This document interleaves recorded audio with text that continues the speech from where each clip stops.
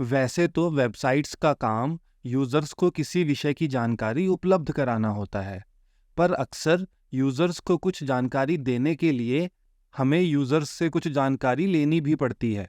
उदाहरण के लिए, अगर हमें यूजर को एग्जाम का रिजल्ट दिखाना है, तो पहले हमें यूजर से उसका रोल नंबर लेना पड़ेगा। यूजर से कोई भी जानकारी लेने के लिए हम यूज करते हैं HTML का इनपुट टैग। चलो इनपुट टैग को यूज करके देखते हैं। इनपुट एक सेल्फ क्लोजिंग एलिमेंट है, इसलिए हम सिर्फ ओपनिंग टैग लिखेंगे, क्लोजिंग टैग नहीं। टाइप एट्रीब्यूट की हेल्प से हम बताएंगे कि हम यूजर से किस तरह का डेटा लिखवाना चाहते हैं। मान लो हम यूजर से उसकी उम्र पूछना चाहते हैं, तो यहाँ हम लिख देंगे नंबर। देखो, हमारी वेबसाइट पे इनपुट एलिमेंट दिखने लग गया है। क्योंकि हमने टाइप में नंबर लिखा है, इसलिए यूजर इस इनपुट में सिर्फ नंबर ही लिख पाएगा। और साथ ही इनपुट में ये अप और डाउन एरो भी आ रहे हैं, ताकि यूजर नंबर को घटा बढ़ा पाए। मान लो हम यूजर से एज के साथ साथ उसका नाम भी पूछना चाहते हैं, तो उसके लिए हमें एक और इनपुट ऐड करना होगा, और इस बार हम टाइप रखेंगे टेक्स्ट। पहले वाले इनपुट में यूजर सिर्फ नंबर ही लिख सकता था। नंबर के अलावा कुछ और लिखने की कोशिश करो तो टाइप ही नहीं होता था। लेकिन क्योंकि इस वाले इनपुट की टाइप टेक्स्ट है, तो इसमें हम कुछ भी लिख सकते हैं। और देखो, इस वाले इनपुट में नंबर वाले इनपुट की तरह अप और डाउन एरो भी नहीं आ रहे हैं। हमने यूजर से जानकारी लेने के लिए इनपुट तो बना दिए, पर हमें यूजर को बताना भी तो पड़ेगा ना कि किस इनपुट में उसे क्या लिखना है। इसके लिए हम यूज करेंगे इनपुट टैग का प्लेस होल्डर एट्रीब्यूट। हमने पहले इनपुट पे प्लेस होल्डर एट्रीब्यूट लगाया और वैल्यू में लिख दिया योर एज, और फिर दूसरे इनपुट पे भी प्लेस होल्डर एट्रीब्यूट लगाया और वहां वैल्यू में लिख दिया योर नेम। देखो, अब दोनों इनपुट के अंदर लिखा आ रहा है कि कौन से इनपुट में यूजर को क्या लिखना है। चलो अब नेम वाली इनपुट पर प्लेस होल्डर एट्रीब्यूट की जगह वैल्यू एट्रीब्यूट लगाकर देखते हैं। पहले इनपुट पर प्लेस होल्डर लगा हुआ है और दूसरे इनपुट पर वैल्यू एट्रीब्यूट। देखने में तो लग रहा है कि दोनों एक ही काम कर रहे हैं, लेकिन दोनों में बहुत फर्क है। अगर आप ध्यान से देखोगे तो दिखेगा कि प्लेस होल्डर लाइट कलर में लिखा आ रहा है, जबकि वैल्यू डार्क कलर में। प्लेस होल्डर तो सिर्फ हिंट है, यूजर को ये बताने के लिए कि इनपुट में क्या लिखना है। भले ही इनपुट में योर एज लिखा आ रहा हो, लेकिन असल में इनपुट खाली है। जैसे ही आप इनपुट में लिखना शुरू करोगे, योर एज अपने आप हट जाएगा। लेकिन जब हम वैल्यू एट्रीब्यूट यूज करते हैं, तो इनपुट पहले से ही भरी हुई आती है। यानी जब आप लिखना शुरू करोगे तो इनपुट अपने आप खाली नहीं होगी, आपको सेलेक्ट करके पहले से लिखी हुई वैल्यू खुद हटानी पड़ेगी। जब आप किसी ऐप में एडिट प्रोफाइल क्लिक करते हो, तो पुरानी जानकारी पहले से इनपुट में भरी आ रही होती है। वो वैल्यू एट्रीब्यूट की हेल्प से ही किया जाता है। तो यानी अगर यूजर को हिंट दिखाना है तो यूज करेंगे प्लेस होल्डर एट्रीब्यूट, और इनपुट पहले से भरा हुआ दिखाना है तो यूज करेंगे वैल्यू एट्रीब्यूट। चलो अब प्लेस होल्डर की एक कमी पर गौर करते हैं। मान लो आप कॉलेज एडमिशन के लिए एक लंबा चौड़ा फॉर्म भर रहे हो। प्लेस होल्डर की वजह से ये क्लियर है कि यहाँ पापा की एज लिखनी है और यहाँ मम्मी की। आपने दोनों में 50 लिख दिया, लेकिन पूरा फॉर्म भरने के बाद याद आया कि पापा का तो 2 दिन पहले जन्मदिन था, तो अब वो 51 के हो गए हैं। लेकिन प्लेस होल्डर तो अब हट चुके हैं, तो कैसे पता चलेगा कि इनमें से पापा की उम्र कौन सी थी और मम्मी की कौन सी? इसे 50 की जगह 51 करें या इसे? इस कंफ्यूजन से बचने के लिए हम इनपुट का हिंट इनपुट से बाहर लिख देते हैं, ताकि वो कभी हटे ना। तो हमने प्लेस होल्डर और वैल्यू एट्रीब्यूट हटा दिए, और फिर एज वाले इनपुट से पहले एक पैराग्राफ में लिख दिया योर एज, और नेम वाले इनपुट से पहले एक पैराग्राफ में लिख दिया योर नेम। देखो, अब दोनों इनपुट से पहले लिखा आ रहा है कि उस इनपुट में क्या लिखना है। काम तो पैराग्राफ टैग से भी हो गया, पर खास इस काम के लिए HTML में अलग से एक टैग है, लेबल टैग। तो चलो पैराग्राफ की जगह लेबल टैग यूज करके देखते हैं।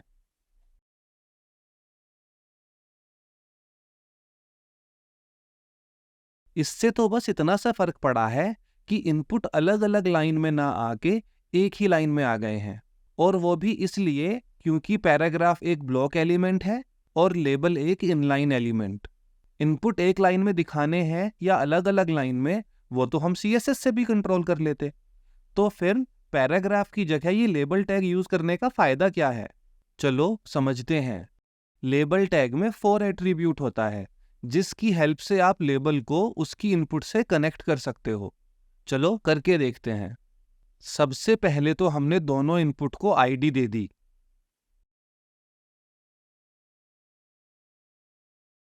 और फिर पहले लेबल पे लगाया 4 एट्रीब्यूट और वैल्यू में लिख दी पहले इनपुट की आईडी। ऐसा ही दूसरे लेबल के साथ भी किया।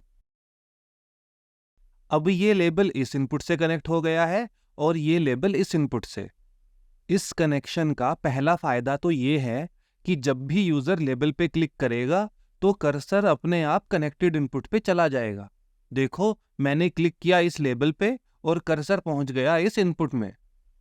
सर, ये तो कोई बहुत बड़ा फायदा हुआ नहीं। इनपुट पे जाना है तो इनपुट पे ही क्लिक कर लो। लेबल पे क्लिक करके इनपुट पे जाने से कौन सा नया स्वाद आ जाएगा। बात तो सही है, ये कोई बहुत बड़ा फायदा है नहीं। असल में इसका असली फायदा उन यूजर्स के लिए है जो देख नहीं सकते और स्क्रीन रीडर की हेल्प से वेबसाइट यूज करते हैं। स्क्रीन रीडर उन्हें लेबल पढ़कर बताता है और वो बटन दबाकर उस लेबल से जुड़े इनपुट पर पहुंच जाते हैं। यानी लेबल टैग यूज करने से हमारी वेबसाइट की एक्सेसिबिलिटी बढ़ जाती है। याद है ना एक्सेसिबिलिटी क्या होता था? हाँ सर, पहले एक क्लास में पढ़ा था। चलो अच्छी बात है कि याद है। सर, एक सवाल था, क्या हमेशा लेबल ही यूज होता है या कभी कभी प्लेस होल्डर भी यूज किया जाता है? दोनों यूज होते हैं, बल्कि कई बार तो लेबल और प्लेस होल्डर साथ साथ भी यूज होते हैं। मेन हिंट लेबल में लिख दी जाती है और एक्स्ट्रा इन्फॉर्मेशन प्लेस होल्डर में। उदाहरण के लिए लेबल में तो हमने लिखा हुआ है योर नेम, और प्लेस होल्डर की हेल्प से हम बता सकते हैं कि वही नाम लिखना है जो आधार कार्ड में है। अभी तक हमने इनपुट की 2 ही टाइप्स पढ़ी हैं। चलो अब बाकी की टाइप्स पढ़ते हैं। सबसे पहले पढ़ते हैं टाइप ईमेल।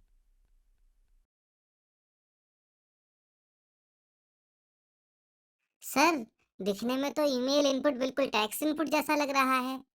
ईमेल एड्रेस तो यूजर टेक्स्ट इनपुट में भी लिख सकता था। तो अगर हम ईमेल इनपुट की जगह टेक्स्ट इनपुट ही यूज कर लें तो नुकसान क्या है? ईमेल इनपुट को देखकर ब्राउज़र थोड़ा अलग तरीके से काम करता है। मोबाइल फ़ोन के ब्राउज़र ईमेल इनपुट पे क्लिक करते ही अलग तरह का कीबोर्ड ओपन करते हैं, जिसमें .com, ये सब सामने ही दिख रहे होते हैं। इससे ईमेल एड्रेस टाइप करने में आसानी होती है। अगर आप अपना ईमेल एड्रेस और पासवर्ड ब्राउज़र में सेव करके रखते हो, तो ब्राउज़र ईमेल टाइप के इनपुट में ईमेल एड्रेस खुद से फिल कर देता है। आगे हम कुछ और कारण भी पढ़ेंगे कि क्यों ईमेल एड्रेस लिखवाने के लिए ईमेल टाइप की इनपुट ही यूज करनी चाहिए। सेम ही कहानी URL इनपुट की भी है। दिखने में वो भी बिल्कुल टेक्स्ट इनपुट जैसी लगती है, लेकिन फिर भी जहां URL लिखवाना हो वहां URL टाइप की इनपुट ही यूज करनी चाहिए। सर, यूआरएल बोले तो? अरे हाँ, URL तो अभी तक पढ़ाया ही नहीं है। URL कहते हैं लिंक को, फिर चाहे वो किसी वेबसाइट का लिंक हो, किसी इमेज का लिंक हो या फिर कोई और लिंक। जैसे ईमेल एड्रेस के लिए ईमेल इनपुट और लिंक्स के लिए URL इनपुट है, ऐसे ही टेलीफोन नंबर के लिए टेल इनपुट है। चलो अब ट्राई करते हैं सर्च इनपुट। सर्च इनपुट में कुछ लिखो तो आखिर में ये क्रॉस बना आता है, जिस पे क्लिक करके ये इनपुट खाली हो जाता है। या फिर कुछ लिखने के बाद एस्केप बटन प्रेस करके भी इनपुट को खाली किया जा सकता है। जैसा कि नाम से ही क्लियर है, सर्च इनपुट वेबसाइट्स पे सर्च बार दिखाने के लिए यूज होता है। अगला है पासवर्ड इनपुट।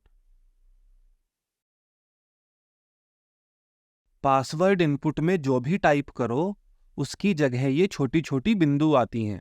टाइप तो वो ही होता है जो हम टाइप कर रहे होते हैं, बस दिखता नहीं है। इसका फायदा ये है कि जब जब आप अपना पासवर्ड लिखोगे तो पास खड़ा कोई इंसान आपका पासवर्ड पढ़ नहीं पाएगा। चलो अब ट्राई करते हैं कलर इनपुट। कलर इनपुट पे क्लिक करो तो ऐसा एक पॉपअप खुल जाता है जहां यूजर कोई भी कलर चुन सकता है। अगला है रेंज इनपुट। मान लो हम अपनी वेबसाइट पे भैंस बेचते हैं और हम यूजर से पूछना चाहते हैं कि उसे कितना लीटर दूध देने वाली भैंस चाहिए।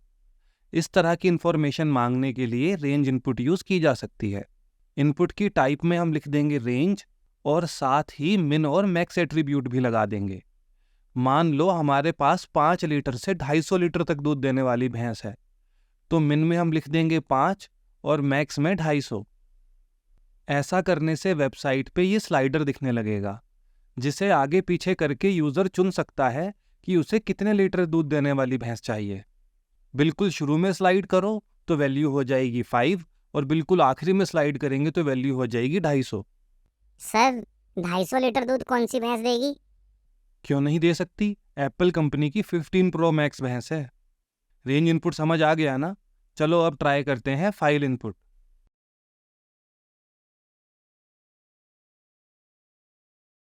ये इनपुट फाइल सेलेक्ट करने के लिए यूज होती है। चूज फाइल पे क्लिक करो तो फाइल सेलेक्ट करने की विंडो ओपन हो जाती है। सर जब हम फाइल सेलेक्ट कर लेंगे तो वो कहाँ अपलोड होगी? कहीं नहीं, फाइल इनपुट तो बस फाइल सेलेक्ट करने तक का काम करेगा। अपलोड करने का कोड तो अलग से लिखना पड़ेगा, वो हम पढ़ेंगे आगे जावास्क्रिप्ट में। अगला है डेट इनपुट। नाम से ही क्लियर है कि डेट इनपुट डेट लिखने के लिए यूज होती है, पर फायदा ये है कि लिखने की जगह आप चाहो तो इस कैलेंडर आइकन पे क्लिक करके पॉपअप में से भी डेट सेलेक्ट कर सकते हो।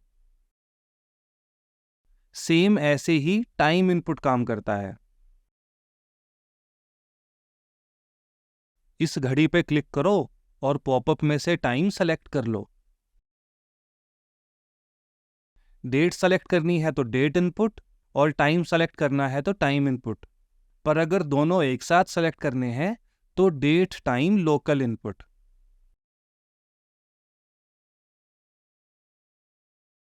देखो अब हम एक ही पॉपअप में से डेट के साथ साथ टाइम भी सेलेक्ट कर सकते हैं।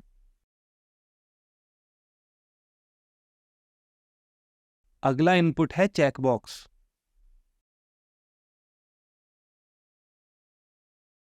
चेकबॉक्स एक छोटे से चौकोर डब्बे की तरह दिखता है। जब भी आप चेकबॉक्स पे क्लिक करोगे तो उसमें टिक लगा आने लगेगा, या दूसरे शब्दों में कहें तो वो चेक हो जाएगा। और जब आप दोबारा क्लिक करोगे तो टिक हट जाएगा, या कहें अनचेक हो जाएगा। एक बात और, वैसे तो ज़्यादातर लेबल इनपुट से पहले लिखा जाता है, पर चेकबॉक्स के केस में अक्सर उल्टा होता है, इनपुट पहले लेबल बाद में। मान लो हमने वेबसाइट पर भैंस बहुत बेच ली, अब हम पढ़ाई लिखाई की वेबसाइट बनाना चाहते हैं। हम एक क्विज वाला पेज बनाना चाहते हैं जहां ऊपर सवाल दिखा करेगा और नीचे 4 ऑप्शन।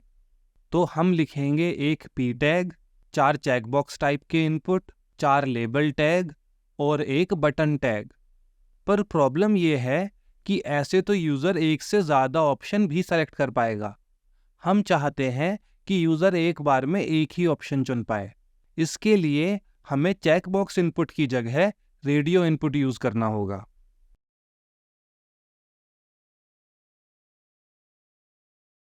रेडियो इनपुट यूज़ करने के बाद जब हम एक इनपुट पे क्लिक करेंगे तो बाकी की इनपुट अपने आप अनचेक हो जाएंगी। चलो रेडियो इनपुट ट्राई करके देखते हैं। एक रेडियो इनपुट और ऐड कर लेते हैं। पर ये क्या, ये तो दोनों चेक हो गए, जबकि एक बार में तो एक ही चेक होना चाहिए। एक को चेक करने पर दूसरा तो अपने आप अनचेक हो जाना चाहिए।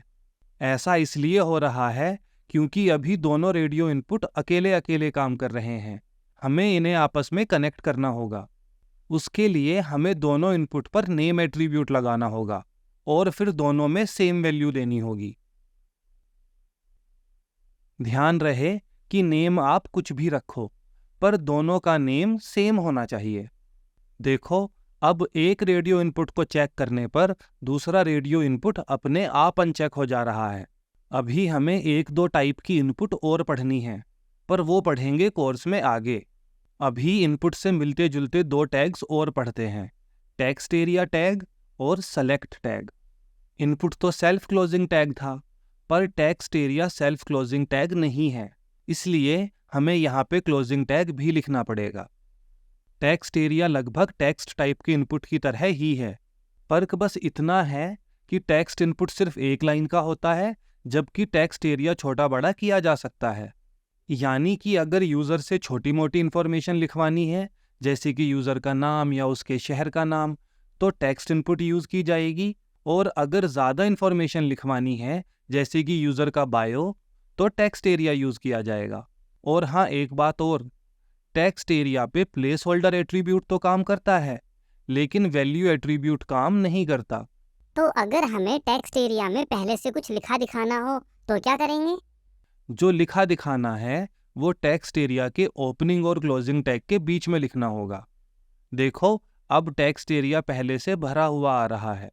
चलो अब पढ़ते हैं select tag. Select tag use होता है इस तरह का ड्रॉप डाउन दिखाने के लिए। पहले हमें ओपनिंग सेलेक्ट टैग और क्लोजिंग सेलेक्ट टैग लिखना होगा, और फिर अंदर लिखेंगे ऑप्शन टैग्स। देखो, हमारा ड्रॉप डाउन बनकर तैयार है। हम यूज़र को तो वैल्यूज़ हिंदी में दिखा रहे हैं, पर मान लो जो भी वैल्यू यूज़र चुनेगा वो हम अपने पास इंग्लिश में सेव करना चाहते हैं, तो हम ऑप्शन टैग पर वैल्यू एट्रीब्यूट के अंदर लिख देंगे इंग्लिश वाले नाम। ऐसा करने से यूज़र को तो कोई फ़र्क महसूस नहीं होगा, उसे तो ड्रॉप डाउन पहले जैसा ही दिखेगा। लेकिन अब यूज़र ऑप्शन चुनेगा हिंदी में, और वो ऑप्शन हम तक पहुंचेगा इंग्लिश में। इस तरह की ज़रूरत अक्सर पड़ती रहती है, जहां हम यूज़र को ड्रॉप डाउन में कुछ और दिखाना चाहते हैं, पर अपने पास सेव कुछ और कराना चाहते हैं। तो उसके लिए हमेशा ऑप्शन टैग का वैल्यू एट्रीब्यूट यूज़ करना है। सर, जब भी वेबसाइट खोलो तो हमेशा पहला ऑप्शन ही सेलेक्टेड आ रहा है। अगर हम बाय डिफ़ॉल्ट कोई दूसरा ऑप्शन सेलेक्टेड दिखाना चाहते हैं तो क्या करना होगा? जो भी ऑप्शन आप बाय डिफ़ॉल्ट सेलेक्टेड दिखाना चाहते हो, उस पर जाकर लगा दो सेलेक्टेड एट्रीब्यूट। देखो, अब वेबसाइट ओपन करने पर गाड़ी नहीं, घोड़ा सेलेक्टेड आ रहा है। सर, यहाँ हमने सेलेक्टेड एट्रीब्यूट तो लगाया है, पर उस एट्रीब्यूट को कोई वैल्यू तो दी ही नहीं। हाँ, कुछ एट्रीब्यूट्स ऐसे भी होते हैं जिनका सिर्फ नाम लिखना होता है, उन्हें कोई वैल्यू देने की ज़रूरत नहीं होती। सर, मान लो हम चाहते हैं कि बाय डिफ़ॉल्ट कोई भी वैल्यू सेलेक्टेड ना आए, बल्कि लिखा आ रहा हो ऑप्शन चुनो, तो ये कैसे करेंगे? हम सेलेक्ट टैग के अंदर पहला ऑप्शन ऐड कर देंगे ऑप्शन चुनो नाम का, और घोड़े वाले ऑप्शन से सेलेक्टेड एट्रीब्यूट हटाकर इस नए ऑप्शन पर लगा देंगे। पर क्योंकि ये एक असली ऑप्शन ना होकर एक प्लेस होल्डर की तरह है, इसलिए इस पर डिसेबल्ड एट्रीब्यूट भी लगा देंगे। देखो, अब ऑप्शन चुनो ही सेलेक्टेड आ रहा है, जिसे पढ़कर यूज़र समझ जाएगा कि उसे कोई ऑप्शन चुनना है। पर जब वो ऑप्शन चुनने चलेगा तो वो इस पहले ऑप्शन को नहीं चुन पाएगा, क्योंकि इस पर डिसेबल्ड एट्रीब्यूट लगा हुआ है। यानी कि उसे बाकी तीनों में से ही कोई ऑप्शन चुनना होगा। कई बार हम ड्रॉप डाउन के अंदर ऑप्शंस को अलग अलग ग्रुप में बांटकर दिखाना चाहते हैं, जैसे कि यहाँ हमने फ्रूट्स को अलग ग्रुप में बांट रखा है और वेजिटेबल्स को अलग। इसके लिए हमें यूज़ करना होगा opt group tag. Select tag के अंदर हम दो ऑप्ट ग्रुप ऐड कर लेंगे। पहले ऑप्ट ग्रुप के लेबल एट्रीब्यूट को वैल्यू दे देंगे फ्रूट्स, और दूसरे ऑप्ट ग्रुप के लेबल एट्रीब्यूट को वैल्यू दे देंगे वेजिटेबल्स। फिर फ्रूट्स वाले ऑप्ट ग्रुप में फ्रूट्स के ऑप्शंस डाल देंगे, और वेजिटेबल्स वाले ऑप्ट ग्रुप में वेजिटेबल्स के ऑप्शंस। देखो, अब फ्रूट्स और वेजिटेबल्स अलग अलग ग्रुप में दिख रहे हैं। कंप्लीट फ्री कोर्स के लिए विजिट करें www.codeyogi.io।